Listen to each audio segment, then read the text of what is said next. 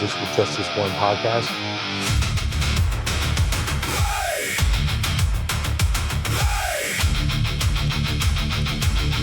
Built many buildings over my time. So Josh, before we get into OSHA and construction safety, can you tell us a little bit about your origin story? How did you end up in New York City construction? Yes, absolutely. So first off, let me start by saying my name is Joshua Gibbs. I'm a former union iron worker. That's where I started my whole career, which then led me into safety and into trainings and everything like that. To go through the whole story, we might need more than just this one podcast. But I'll start and keep it simple with, so I was a union iron worker back in 2006. And then after 10 years of doing that, and realizing that there was more to the construction industry other than just steel and cranes and pick this up and put this down, it led me to realize that there's more, not just in it as far as what you need is knowledge and training and so forth, but there's also more in it as far as business goes, which led me to get into safety and everything like that. Safety is $1 billion industry that is necessity in New York City. It's not really a necessity in the rest of the country, but in New York City it is. So to sum it up, I mean, what really got me into it was I seen real workers, I seen real work, real buildings, and real accidents happen on site. I've witnessed, I want to say at least 2 accounts before where I seen someone actually get killed, another person where they got seriously injured.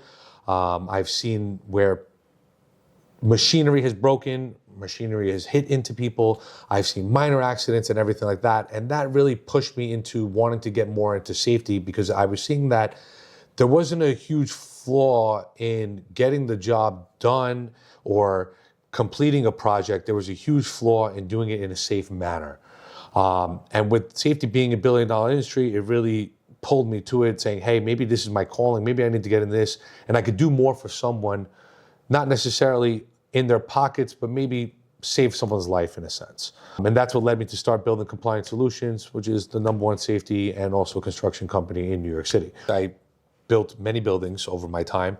I worked on the Hudson Yards project, Tower C and Tower A, and then I also worked on the Freedom Tower, Tower 4 we did from the ground up as well, the Transportation Hub, Tower 2, we did some of that one as well. And then I did Baccarat Hotel, and many other projects throughout my time, a few bridges here and there where we did work on it as well as an iron worker. With that being said, that really led me into seeing gaps in the industry and gaps in construction where workers are out there just doing whatever they want. And safety was something where if I'm a developer, there's 3 things. There's time, there's production, and then there's safety. Those are the 3 things that really make a project. Now, you can only get those 3 things running smoothly at the cost of 1. And every single developer throughout New York City, the cost that they choose to is generally safety. Safety is one of the ones where they cut the cost on always. So cutting corners there? Not cutting corners necessarily, but if I'm going to cut costs, I'm going to cut it on the safety end of it. So instead of buying everybody a harness, let's just only get 10 harnesses instead of the 20 that we necessarily need. It's we have insurance for those purposes and so forth. So that's basically what got me into it. That is a fantastic story. Thank you.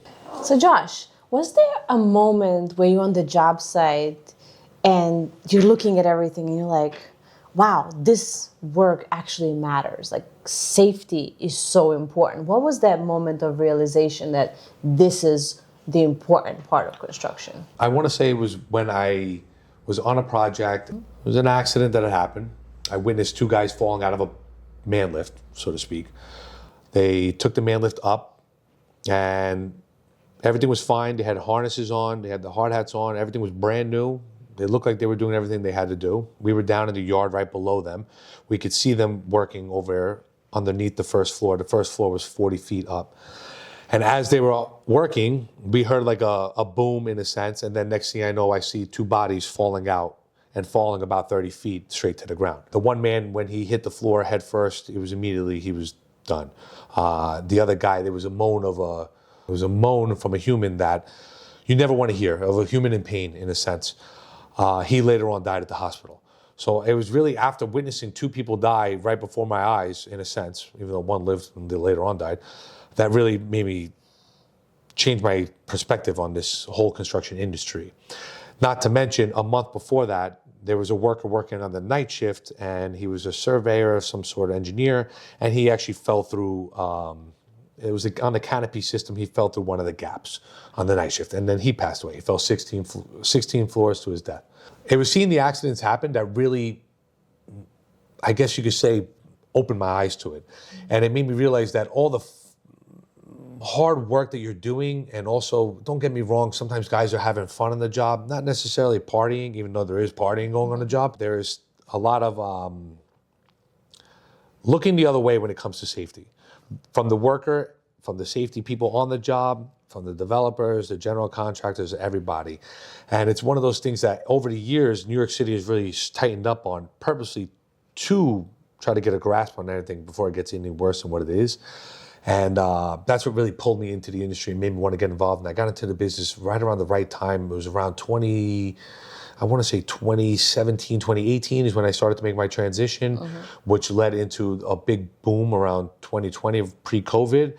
And then during COVID and post-COVID, safety has just been number one priority in New York City. One of the things that I used to tell guys when I was on the job is to make sure that they tie off. Tying off is one of the biggest things in the industry. And I remember when I used to be a foreman and I used to be an iron worker and everything like that, I would tell guys, hey, you want to tie or you want to die? Because if you don't tie off, then you could fall and then you die. And generally when you fall, no matter what kind of a fall it is, there's only two places you're going to go. It's either you're going to be going to the hospital or you're going to be going to the morgue. So I always try to remind guys, especially even to today, that, hey, someone out there loves you. You got to get home to your family. Who's going to provide for your family if you're not here? So really what it was is those moments, in which case I saw the guys slacking off and the guys not doing everything that they were supposed to be doing as far as safety goes, risking their own lives over minor mistakes, paychecks, or whatever it is, just to get by. It was just something like that that really pulled me in there. So what is one thing that people think they understand about construction safety, but they really don't? So a lot of people think that safety is just rules, cards, hard hats, and paperwork. But real safety is culture. It's communication, it's leadership, it's planning, it's training, whether a worker feels comfortable speaking up or not, whether the company is willing to stop and fix something before it becomes a problem. A safe job is not the job that looks good for an inspection. A safe job is the one that is controlled every hour of the day. You can't just do safety when you want to do safety or when it feels, okay, hey, we should do this, this feels dangerous. It's also preparation and prep work. In New York City, one of the rules is to have a site safety plan on the job, which, yeah, I mean, it's a coloring book to what you're supposed to be doing as far as safety goes, per se. A lot of guys don't follow it.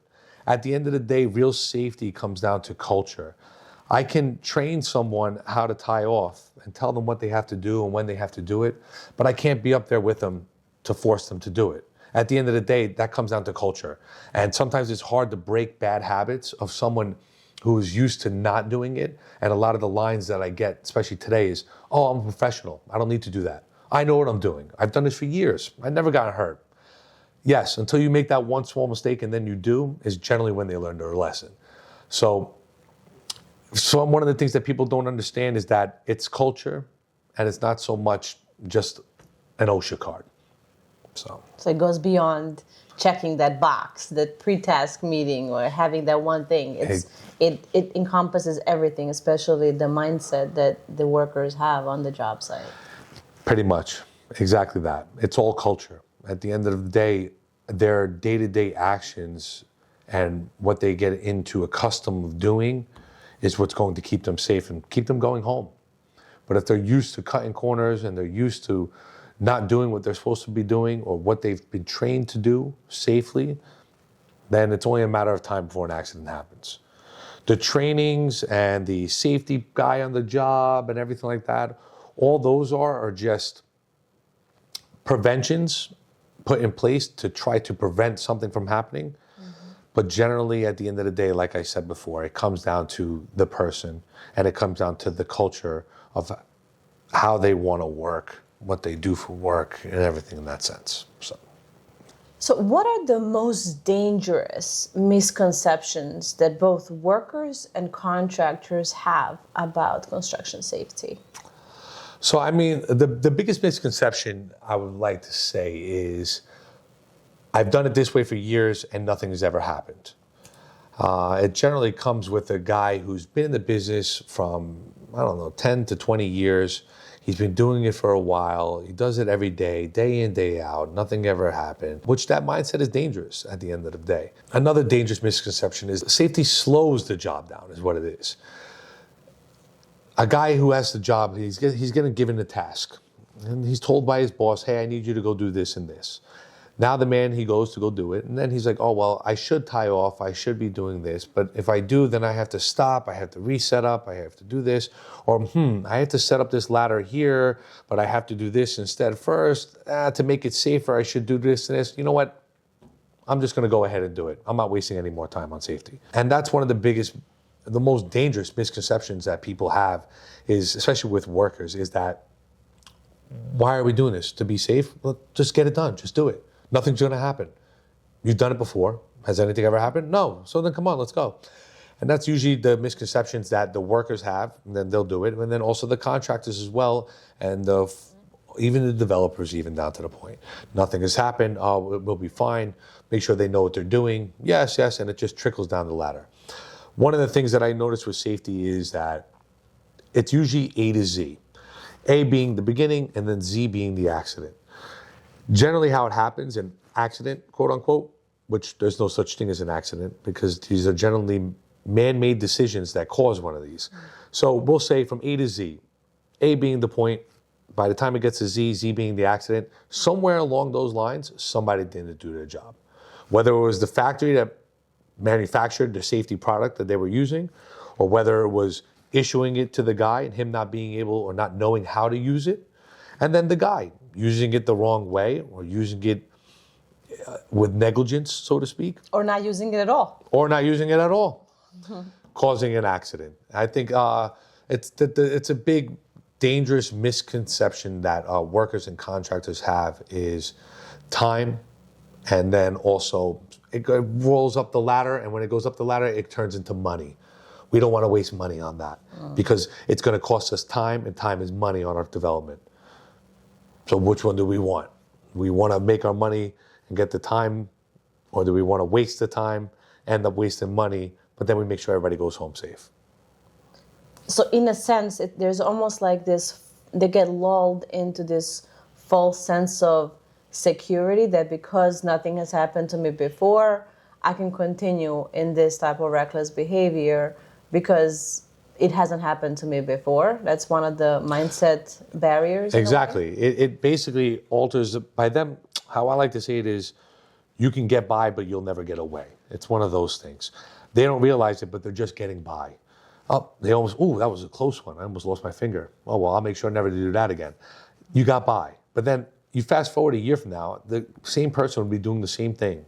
Like I said before, it's a big misconception, and it's hugely dangerous. It's also they are professionals. They do it every day in and day out. They go home fine. They don't see it as an issue. Something as simple as not wearing the hard hat. I'll give you a story. There was a guy in New Jersey, truck driver. He would pull up to the job site. He would get out of the truck. Mind you, once you pull into the construction fence, you're supposed to be wearing a hard hat. It's a 30-story building. Everybody's working above. He pulls up in his truck. He gets out of the truck. He takes his hard hat off. He puts it on the hood of his truck. Says, I'm going to go get a coffee. He walks 3 or 4 feet. A tape measure falls off the job, hits him in the head, kills him. Right there on the spot. That just goes to show you how many times has that man driven to the job site, taken his hard hat off, and walked away from his truck and never had an issue. And now it just goes to happen. This one small mistake changed his life forever, which he doesn't have one anymore. So it's a huge misconception in that sense. And is the other misconception in any way tied to the fact that when something is heavily regulated, so like safety in New York City, it's so heavily regulated, it's like OSHA, OSHA, OSHA, like safety. Do you feel like some of the pushback is because people view it as non-value adding, but they just see it as a money-making machine and like a constraint on what they're trying to do? Could that be part of it too? Do you see that? I see it as, when it comes down to the training and everything like that, I see when it comes down to the guys who are getting the training, I mean, you can try to teach them as much as possible. You can try to instill it in them. But even if you can get all the training in the world, it's putting that training into effect on the job and to putting it into action on the job. And that's what guys don't do. That's the biggest issue. And their culture is already shot by the time they come and do the training. So they don't have no safety culture. That's what they're in the training for, is to try to get some. But all they're getting is basically a book and or the do's and don'ts of what you should do on your day-to-day. Real safety should be on the job every day, being implemented. It's another dangerous misconception is that safety slows the job down.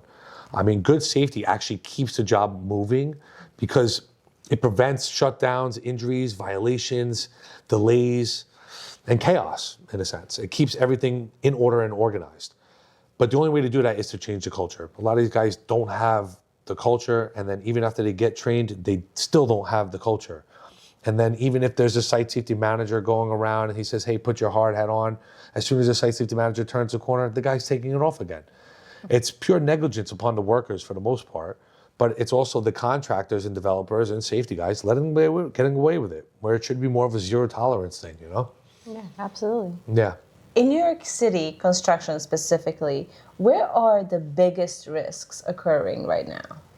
So, I mean, in New York City, the biggest risks are, I want to say, falls, scaffolds, sidewalk sheds, demolition, excavation, overhead protection, hoisting material, housekeeping, cranes, workers being put into high-risk situations. We saw last year, I believe it was during the summer, that crane went on fire in the middle of New York City.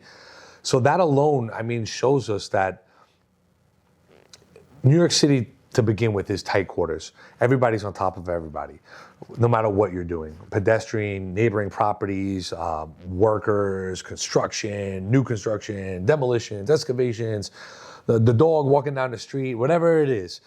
Everybody's on top of everybody in the city to begin with. And then when you have, I want to say, high-risk work being done where a 2-ton load is being picked up from the street and going 40 stories up and then turned and then laid down on top of a building nice and neat, it's a huge risk. But the number one concern and safety issue in New York City is definitely falls, I want to say. Generally, when someone falls, they're not going home that day. It's either, like I said before, the morgue or the hospital. Someone else is taking off their boots that day, and it's not going to be them. So falls is the number one when it comes down to dangerous situations. So the other day, one of my projects got a violation. Mm-hmm. And it was because we had debris on our scaffolds. Mm.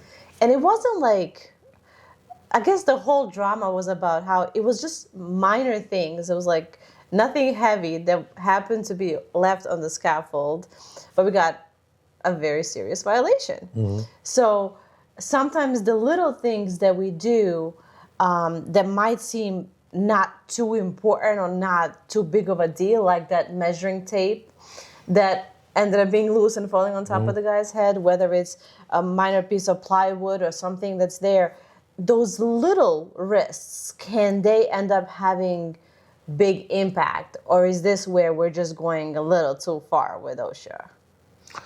I want to say the little risks are what causes bigger tragedies and accidents and everything like that.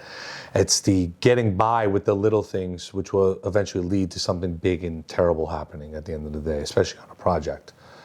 What separates a safe-looking job site from a truly safe job site? So, a safe-looking job site may have signs, hard hats, paperwork, and a clean front entrance. Looks great, but looks can be deceiving. Everybody knows that. Mm-hmm. A truly safe job site has control. The workers know the plan, the foreman is engaged, the hazards are being corrected in real time, the site safety professional is respected, not ignored, what he says goes, the paperwork matches what is actually happening in the site and on the project. You can usually feel the difference when you walk on, and on a truly safe site, People are alert, organized, communicating, not letting something just go by them. Everybody's visually wearing everything they're supposed to be wearing, PPE, head to toe. The site's actually being ran by management that is there. A lot of times what you see today in New York City is a project, you go there and you're asking who's in charge. And then the guy in charge looks exactly like the guy who's doing the work. Or maybe it is the guy doing the work and he's in charge of the whole site. How is he supposed to be in charge of getting a project done in a time frame he's supposed to be getting it done, all while keeping the site up to par with safety and regulation and codes? It's two separate, completely different trades. One guy is trying to push to get it done. Meanwhile, safety needs to slow down to where we get it done safely. So it's one of those things where they usually have one guy wearing too many hats, and those are the sites that generally don't look, they look good from the outside, but they aren't as safe on the inside.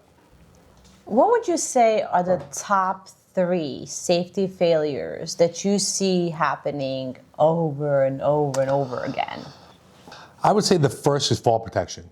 Open edges, improper tie-off, bad ladder use, missing guardrails.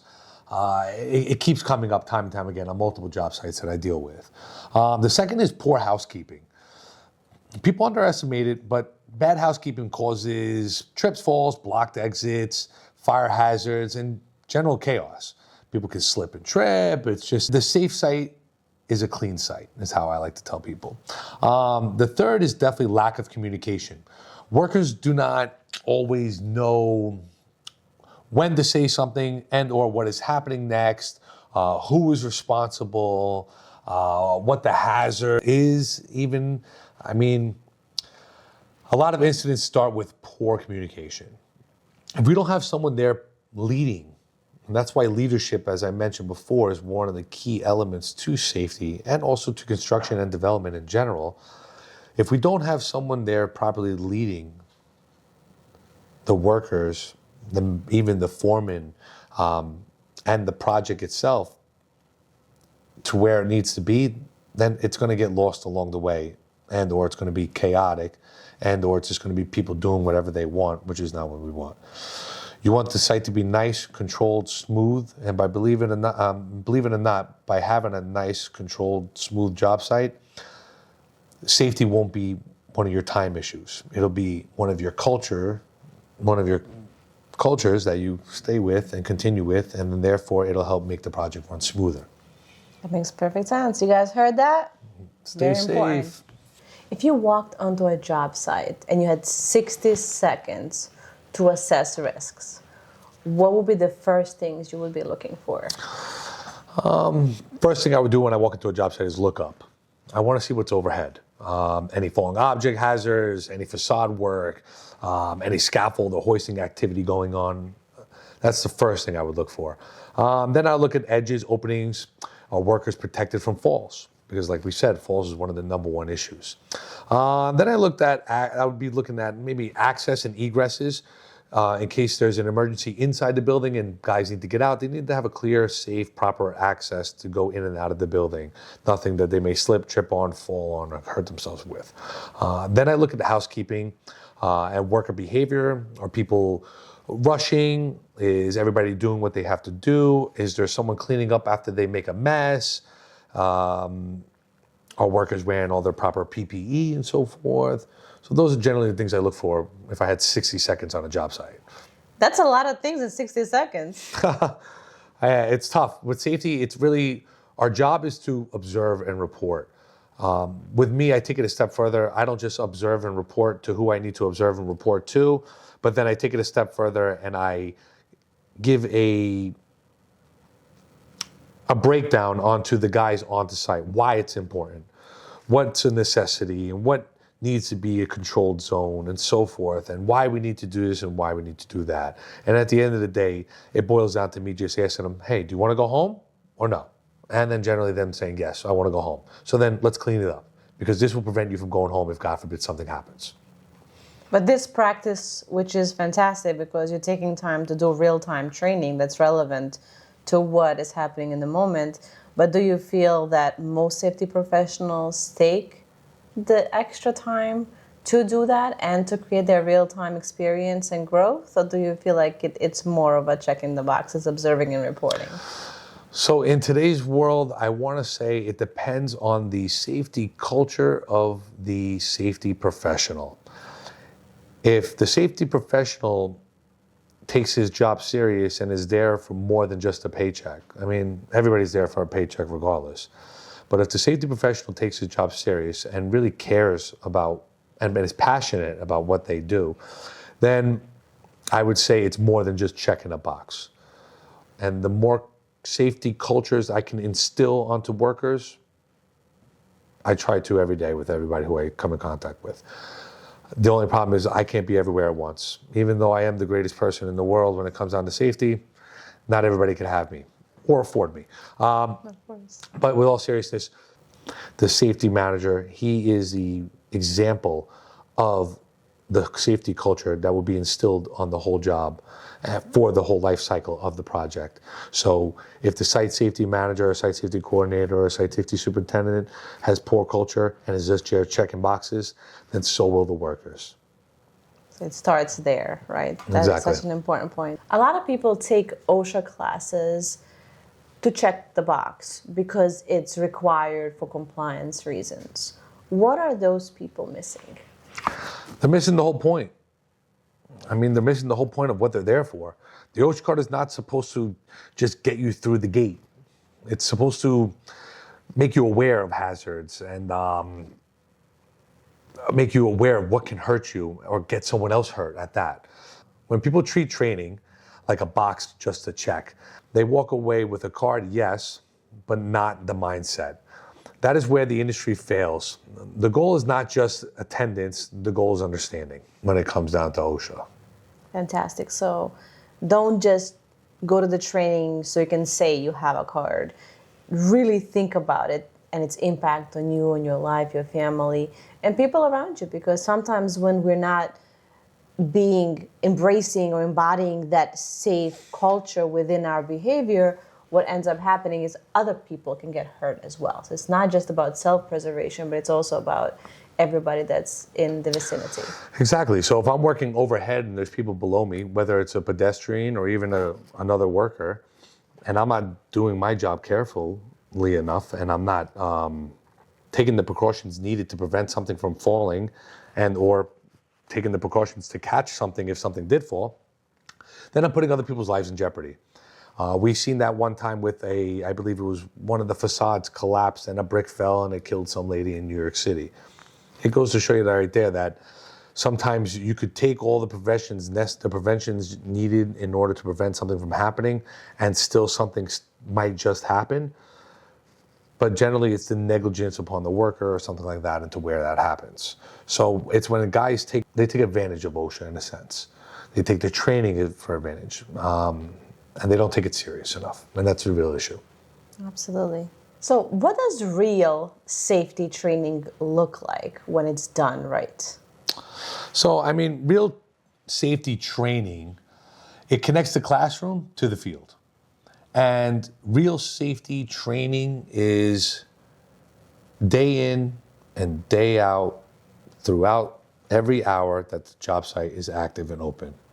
It's not something we just do in particular situations. It's something that is implemented and enforced and happening all day, every day, throughout the life cycle of a project. So that job site is really the continuation of the training that we had in the classroom, for example. It just keeps living at the job site and it should be viewed as such. Exactly. It's taking what we've learned in the classroom, implementing it into the field, and then getting used to doing that day in and day out to where it becomes natural to us. And we've officially changed the culture then of the company, the job site, even the men on the job per se. So that gets us a little bit into a secret that I know, but other people don't, which is Joshua's upcoming book on safety habits. Click the link below, find out more. What's the difference between someone who has the card and someone who actually understands safety? So, I mean, someone with the card can show proof that they attended. Someone who actually lives the card, so to speak, will go above and beyond that. They will take what they learned in the classroom and implement it into the field. The card gets you in the door. Knowledge keeps you alive, is how I like to say it. That's fantastic. I love that. That should be a tagline somewhere. Yeah. I mean, how we see it is this. Everybody gets this ticket. It's called life. You only get one. The last thing you want is for your ticket to get punched at work, per se. So it's important that we do what we have to do in order to get home that day, but also do what we have to do in order to keep that one life, so to speak. I like that. Very important. From your experience, how does proper training actually change behaviors on the job site? So I want to say proper training gives people awareness and confidence. A trained worker is more likely to inspect the ladder before using it if they're more confident about what they're looking at and what they know. They're more likely to tie off properly as well. They're more likely to adhere to what the safety manager is saying. They're more likely to help a situation become safer in order to get the job done quicker. Because what happens, for example, let's say we have a hole in the ground and me and you are over there and we say, hey, we got to get this job done. The first thing a confident safety person or even a confident worker who knows safety would do is, let me cover the hole properly, secure it, make sure no one's going to fall through it, and then we can go ahead and do all of our work. Rather than leaving the hole exposed and trying to work around the hole, and then God forbid one of us slips and falls into that hole. We wouldn't want that, would we? Absolutely not. So yeah, I want to say a properly trained worker and or a properly trained even project manager or properly trained safety professional, it definitely instills awareness and confidence, which are very important on the job site. That is so important. It's a different perspective. It's a different angle to look at it. And it's important to incorporate that element of growth into your training curriculum. Yes. And getting through to, I really feel like it gets through to the workers as well. Also sharing with the workers and also project managers, so to speak, real life experiences helps as well. So tell everybody those stories. Some of the stories also by me being in the field prior to me being in the classroom, it really helps them relate to me in that sense. And then I really get through to them and they understand that. And for the most part, I'd like to say 98% of the students that I teach actually instill and actually change their safety culture on their projects. I love it. That is fantastic. Do you think that the current safety training standards are enough? Or do we need to push forward evolution of how we teach safety? So, I mean, the standards are important, but the way we deliver training needs to evolve is really what needs to happen. The workforce is changing. Attention spans are different. I want to say languages are different. Technology is different. It's the hazards are moving faster than ever. We need to be more hands-on with the training, more field-based. We need to give more examples, more real-time support, more refreshers. I want to say even better use of technology when it comes down to it as well. Sometimes seeing helps someone really understand something better rather than me just reading a PowerPoint to them, so to speak. And unfortunately, most trainings are still done through PowerPoints.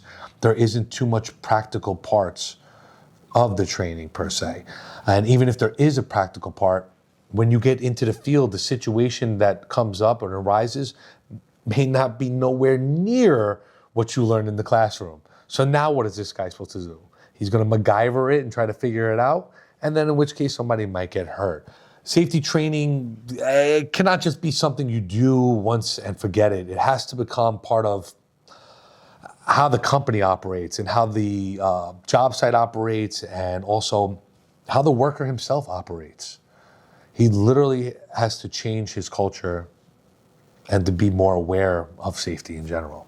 Yeah, because there's this transferable element to the curriculum to where, yes, we might be learning this in classroom environment, we might be using some simulation equipment to help you, but making them understand that what you're learning applies to any scenario you're in. And this is how we bridge the gap between what you learned and what you're facing every single day. Exactly.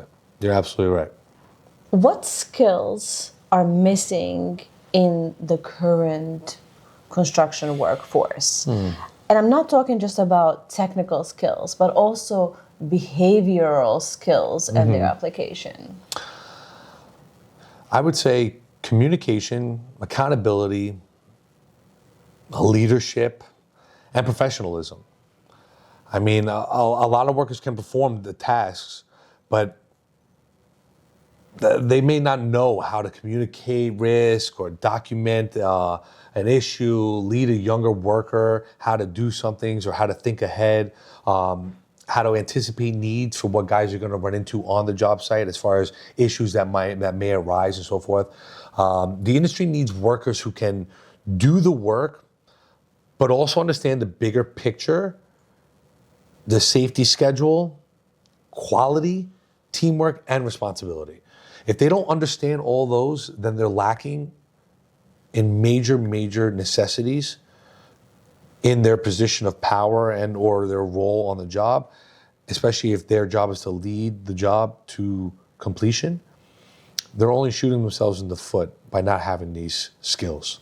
It's kind of like a foundation that is necessary for them to thrive in the environment. I believe it's the base of what they need in order to excel in their trade per se.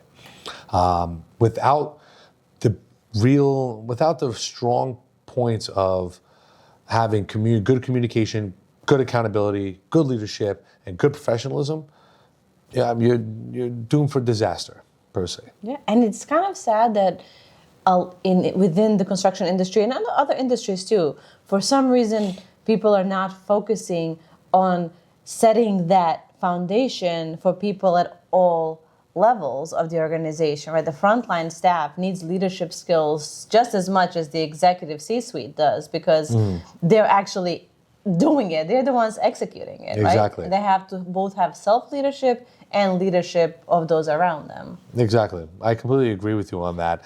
But and that's you really hit it on the head there with that one.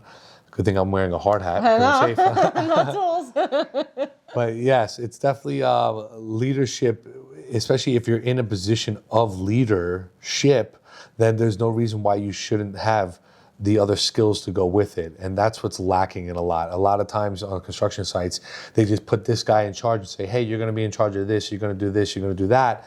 And the guy says, yeah, sure, sounds easy enough.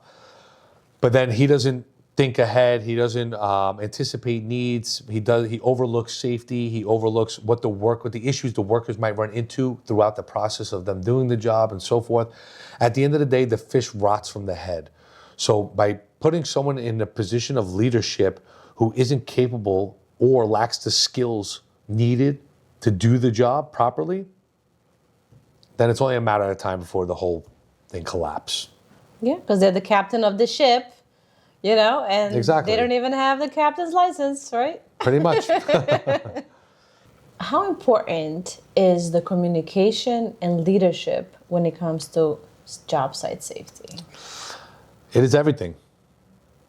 It's everything. Without communication and without good leadership, there's no way to hit the pinnacle of where you're supposed to be, so to speak. Most incidents have communication failure somewhere. Someone did not explain the plan. Someone didn't do what they were supposed to do beforehand. Someone didn't prep the area before the guys got there. Something along the lines where it's usually from A to Z, Z being the accident, somewhere along the lines there was a miscommunication that had happened. And then it's like telephone back in the day when you'd whisper something in someone's ear, and then by the time it came around, it was something Totally completely different. Exactly. It's the same thing that happens on a job site here. And it's the communication when it comes down to language barriers, also educational barriers, in general education, not just in safety training as well, and safety education as well. Those different levels, sometimes you'll explain to someone and then they'll say, yeah, I got it. And they have no idea what you were talking about in that sense. So Yes, definitely. It's communication and leadership. Those are the keys to success when it comes down to job site safety.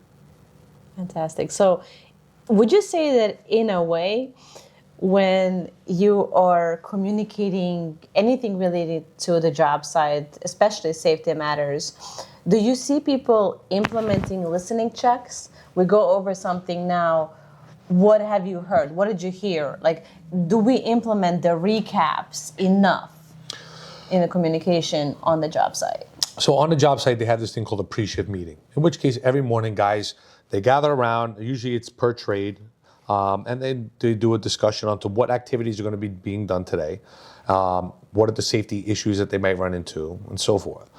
The only issue is every day is a different day, okay? And now they do that safety meeting every day, which is fine.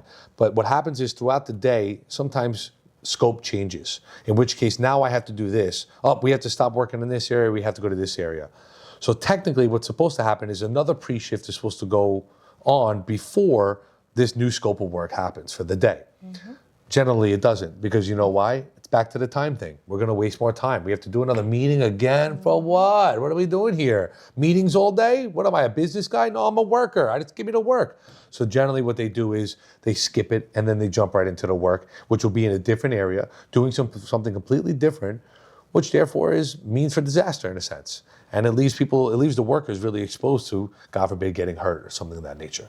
Yeah, so there's a kind of a lack of a change control integration at that point where we have new scope or we have changes. We're not really integrating that change from the safety perspective of the pre-shift meetings. Or it wasn't communicated from the top. It was just an order given from the top. And then therefore now everyone who's below that order that just came from the top to do the work, they just know just to go do the work. I'm just doing my job. I'm just doing my job. I was told to go do this. They didn't tell me I have to do another pre-shift meeting and I have to be aware of what's going on in this location. For all you know, now you're moving the work zone from point A to point B, let's just say. And now you go to point B and now there's overhead work going on above you in point B. So now everybody's at risk of getting hit in the head with something or struck by, but they're unaware of it because they didn't do a proper pre-shift meeting beforehand. So it definitely boils down to communication and leadership, but it's on all fronts. At that moment, the workers who are going from point A to point B, whoever's in charge of those workers should put their foot down and say, hey, I need a pre-shift or a pre-task onto what's going to happen in this area, what's going on in this area, making sure there's no hazards for me and my men before I bring my men to that area. It should be automatic. But like we said, it comes down to time, it comes down to money, and guys want to not cut that corner, but they want to push and just say, hey, let's just skip that, let's just keep going, let's just do what we have to do. You've done it a million times before, you're a professional, what are you worried about? And that's where it gets overlooked and generally somebody gets hurt. What role should companies play in developing their existing workforce, their employees, and going beyond the main compliance requirements? So I would say, first thing, companies need to stop looking at workers as replaceable bodies. The best companies develop people. We all know that. They train them, they coach them, they give them responsibility and create a path for growth rather than just stagnant, I'm here for a check, go in, punch my time card, slide down the back of a dinosaur and go home. No. When you invest in your workforce, you get safer sites, you get safer work, you get better quality, you get better protection, and more loyalty at the end of the day. Compliance is the minimum, development is where companies really win. So if I develop my workforce and I invest in my workforce and their training and their capabilities and keep them safe along the way, it's only going to put more money in my pocket long run.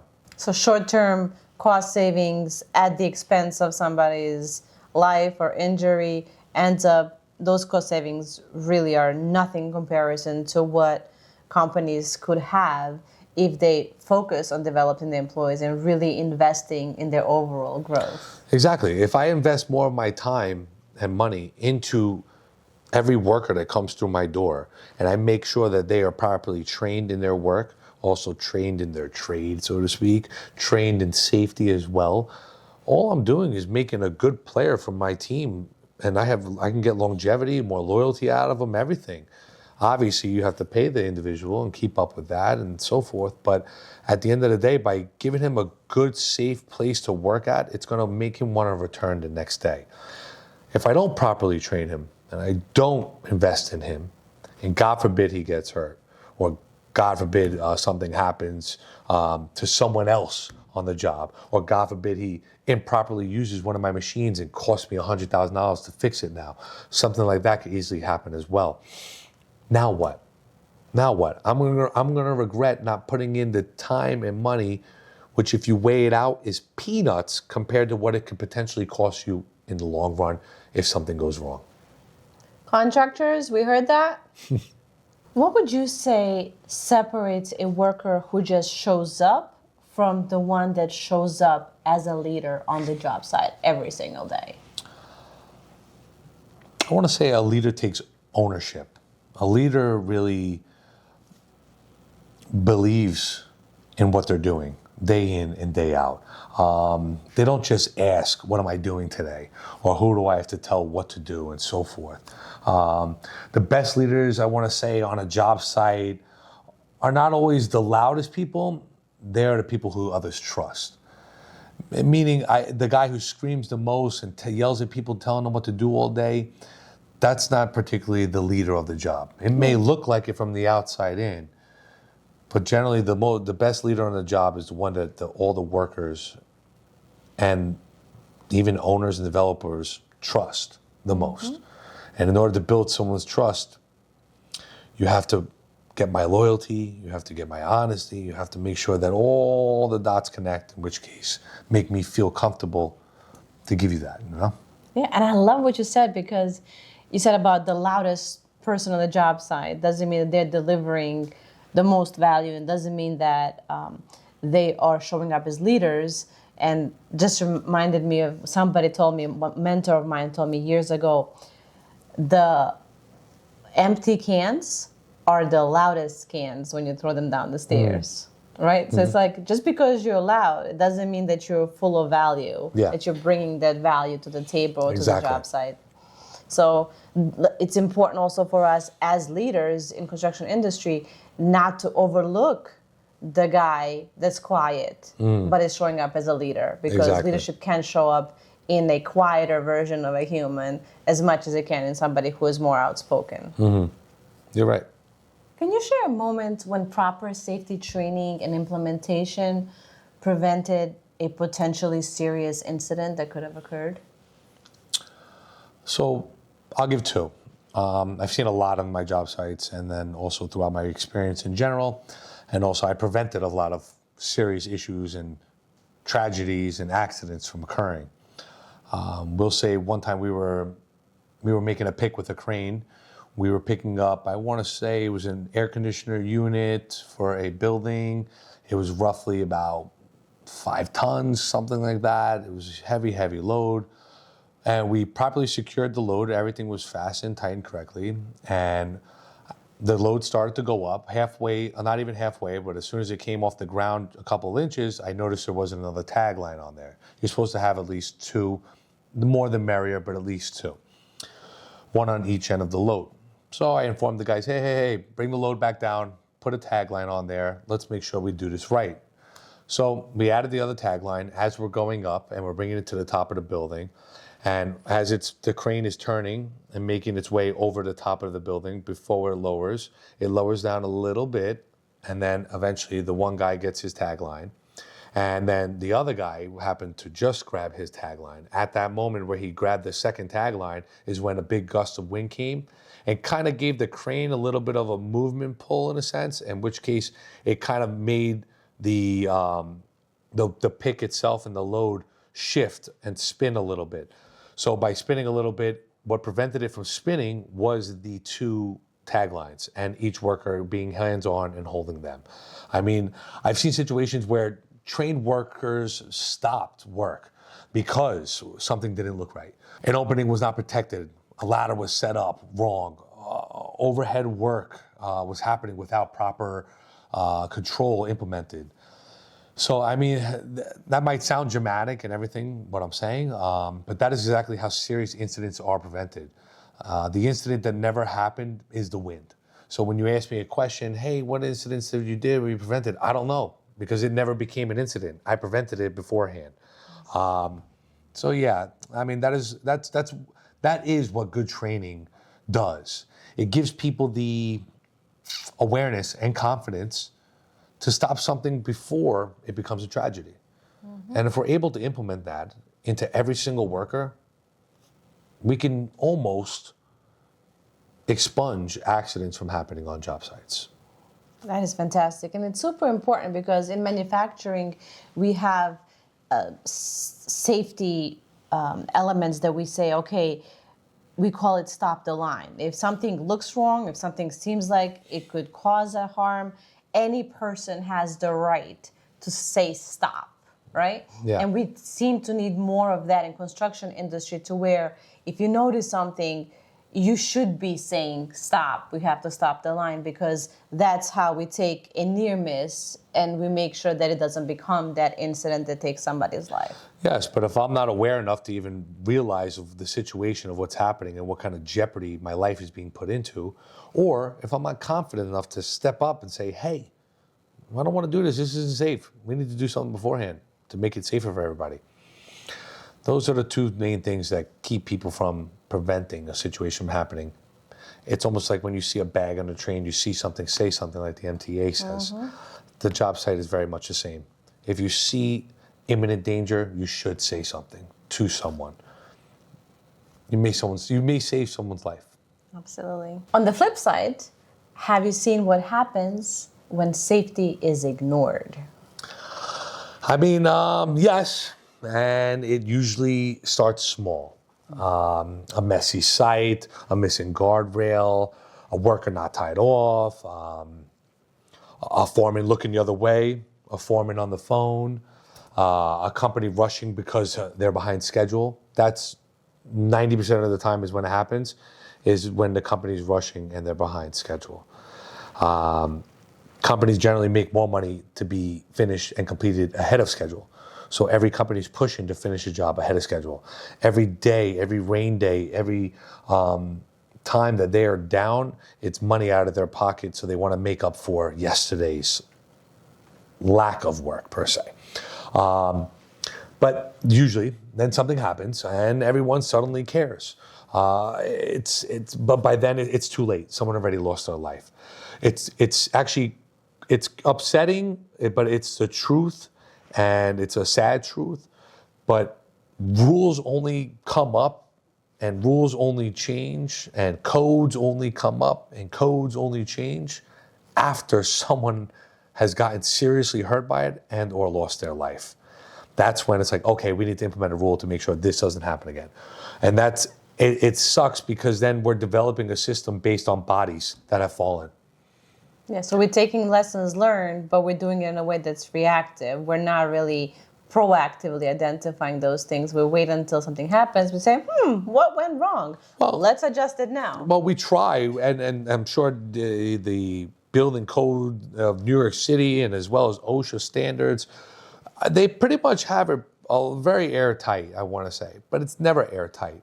At the end of the day, it comes down to the person who is doing the work as well. That's a huge part of it. And a lot of the workforce in any field, they don't have the experience. They're getting put into situations where they're just blindly walking out there and just thinking they're just doing their job, not realizing the risk that they're putting themselves at. And it's a serious issue. Quite sad, and I don't want to say every rule has been built on someone who's passed away or gotten hurt, but for the most part, a lot of the real serious ones have. And a lot of the new ones that are happening is generally after something had happened. And it doesn't necessarily mean that, okay, someone had to lose their life or get hurt. It could have been a machine that broke and then destroyed another machine, or hurt someone in that sense. Or it could have been a scaffold on the side of a building, in which case it needs to be more secure to the building to keep it from blowing away and damaging property. It doesn't necessarily always account. Rules aren't always created, and accidents aren't always for someone getting hurt. It can be also places and properties and machineries, anything like that being damaged or destroyed, in which case That's not as bad as someone getting hurt, but it costs money. And at the end of the day, it's all a business. So Can bury a career, and you with it. Work sharp, move smart, go home alive.